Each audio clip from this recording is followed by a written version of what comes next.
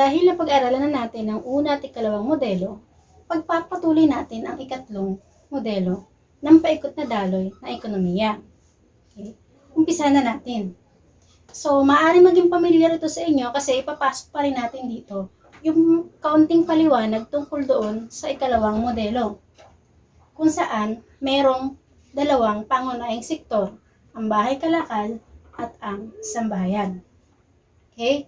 Nandito rin yung dalawang pamilihan sa ikalawang modelo, ang pamilihan ng kalakal at paglilingkod at ang pamilihan ng mga salik ng produksyon. So, meron ba nga dagdag? Meron, di ba? So, nadagdag dito yung isa pang pamilihan. So, ang pamilihan na yun ay tinatawag na pamilihang pinansyal. So, ano-ano ba itong mga pamilihang pinansyal na to? So, para mas maintindihan, magbigay tayo ng halimbawa. Halimbawa ng mga pamilihang pinansyal nito, nangunguna dyan yung mga bangko. Okay? Mga bangko, pawn shop, okay? At iba pang mga financial institutions na pinaglalagakan natin ng salapi. Pwede rin mga insurances at iba pa. So, talakayin na natin. Umpisahan natin sa mga daloy dito sa loob ng diagram. Umpisahan natin sa sambahayan. Ang sambahayan ay maglalabas ng mga salik ng produksyon kagaya ng lupa, paggawa, at kapital. Dadalhin nila ito sa pamilihan ng mga salik ng produksyon, kung saan ang pamilihan ng salik ng produksyon na ito ay dadalhin ang mga salik ng produksyon na ito sa bahay kalakal na magiging input para sa produksyon. Ang bahay kalakal ngayon ang siya magpoproseso ng mga salik ng produksyon para makagawa ng mga produkto at serbisyo. Kapag nakagawa na sila ng produkto at serbisyo, ito naman ay kanilang dadalhin or ibebenta sa pamilihan ng kalakal at paglilingkod. Dito naman sa pamilihan, kukunin naman ang mga output o yung mga yaring produkto kagaya ng mga products and services na kailangan ng sambahayan. Okay? So, yun yung unang daloy. Sa ikalawang daloy naman, yung sa labas, okay? Yung bahay kalakal, kapalit ng mga salik ng produksyon kanina, ang bahay kalakal ay magbabayad naman ng sahod, upa at tubo, halimbawa natin 10 milyon. Okay? Kapalit ng mga salik ng produksyon na ibinigay ng sambahayan. So, magbibigay ngayon ang bahay kalakal ng sahod sa manggagawa, upa sa lupa, at tubo para sa hiniram nitong kapital. Ito ay tatanggapin ng sambahayan bilang kanilang kita. So, tumanggap ng 10 milyon, halimbawa, ang sambahayan bilang kanilang kita. So, ngayon may 10 milyon na ang sambahayan, kanila naman itong gagamitin para sa kanilang pagkonsumo or paggasta. So, ibibili nila ito ng mga produkto at serbisyo dito sa pamilihan ng kalakal at paglilingkod. So, ang 10 milyon na to ay babalik sa bahay kalakal bilang kanilang kita. So, pag may kita ng 10 milyon ang bahay kalakal, handa na naman sila ulit na magpasahod, magbayad ng upa at ng tubo. Natatanggapin naman ng sambahayan bilang kita. Okay? So, halimbawa, 10 milyon. So, pero ma'am, ano yung papel ng pamilihang pinansyal? So, dahil laging iniisip ng mga tao, okay, na mga nasa sambahayan, pati ng bahay kalakal, ang future. So, mag-iisip sila ngayon ng yung mga desisyon nila palaging tungkol na sa hinaharap. So, sino ba naman ang ayaw na mag-secure ang kanilang future? Lalo na yung tinatawag na sambahayan. So, para mas may paliwanag natin yan, lagyan natin ng figures o yung mga numero. Okay? Halimbawa, itong 10 milyon na to ay napunta sa sambahayan. Kaya lang, hindi nila lahat ginastos sa kanilang pagkonsumo. Binawasan nila ang 10 milyon. So, yung 10 milyon, magiging 8 milyon na lang. Saan nila nilagay ang 2 milyon? Ang 2 milyon ngayon, dahil iniisip nga nila ang kanilang future, nag-isip sila ng tinatawag na savings. Inimpok nila ito sa mga pamilihang pinansyal, halimbawa sa bangko. So, merong 2 milyon na napunta dito sa pamilihang pinansyal. So, yung dating 8 million, binawasan ng 2 milyon, ang natira na lang sa kanilang pagkonsumo ay 8 milyon na lamang. Itong 8 million na ito ay gagamitin ng sambahayan bilang pambili ng kanilang pangailangang produkto at serbisyo dito sa pamilihan ng kalakal at paglilingkod. So, hindi na 10 million. Okay? 8 million na lang ang mapupuntang babalik sa bahay kalakal bilang kanilang kita. So, nagkaroon ba tayo ng problema? Okay? So, dahil dyan, 8 million na lang ang pwede nilang ipasahod. Okay? Pambayad sa upa at ipambayad sa tubo. Kagaya ng sinabi ko kanina, magkakaroon ng tinatawag na disequilibrio o hindi balance ng ekonomiya kapag hindi pantay ang lumabas sa pumasok. Para maging balanse at magkaroon ng equilibrio sa ekonomiya, kung ano yung pumasok, siya rin dapat ang lalabas. Kung ano yung lumabas, ganun din dapat ang pumasok. So, ang mangyayari niyan, tila naging lugi ang bahay kalakal. Kasi, 10 million ang inilabas nila, pero ang bumalik na lang sa kanila ngayon ay 10 milyon.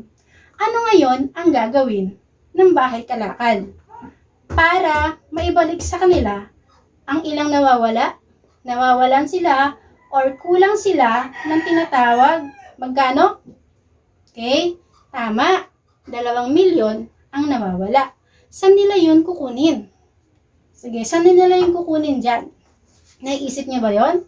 So, ikaw ay isang may-ari ng bahay kalakal o isang negosyo dito. Okay? 10 million ang nilabas mo pero ang bumalik lang sa'yo ay 8 million. Anong gagawin mo? Okay? So, iniisip nyo ay maaari kayong umutang dito sa pamilihang pinansyal. Particular na halimbawa, bangko. Okay? Tama yun. Okay? Ang 2 milyon ang siyang kukunin nyo dito sa pamilihang pinansyal. Saan galing yung 2 milyon na to? Okay, tama. Ang 2 milyon ay galing dito sa impok or savings na nanggaling sa sambahayan. So, ibig sabihin, magsasagawa ang bahay kalakal ng tinatawag na investment or pamumuhunan. Pamumuhunan. So, ang pangungutang ay isang paraan ng pamumuhunan. So, para mapalawak din ang kanilang bahay kalakal at hindi sila tuluyang malugi. So, napaka-importante ng papel na ginagampanan ng bahay pinansyal sa ekonomiya natin. Okay? Kumbaga sila ang tagapamagitan sa pagitan ng mga impok, ng sambahayan, at ng pamumuhunan ng bahay kalakal. So, naintindihan ba? So, meron silang 8 million plus 2 million na kinuha nila or hiniram nila sa pamilyang pinansyal, meron na sila ulit 10 milyon. O di wala na silang problema. Ang 10 million na to ay tatanggapin ng sambahayan bilang kanilang kita. Gusto ulit mag-impok ng sambahayan ng 2 milyon. Okay, natin niya. Kumbaga, binawasan niya yung 10 million niya. Yung 2 million, inimpok niya sa pamilyang pinansyal at may natira na lang 8 million. Yung 8 million ngayon, ang siyang ginamit niya sa kanyang paggasta at pagbili ng kanyang pangailangang produkto at serbisyo dito sa pamilihan ng kalakal at paglilingkod.